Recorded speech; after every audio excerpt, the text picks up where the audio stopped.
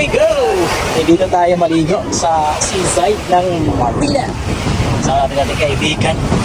So, ilagay po natin dito yung natin, yung gamit natin. Good. Tawag sipa. Ito yung gamit natin.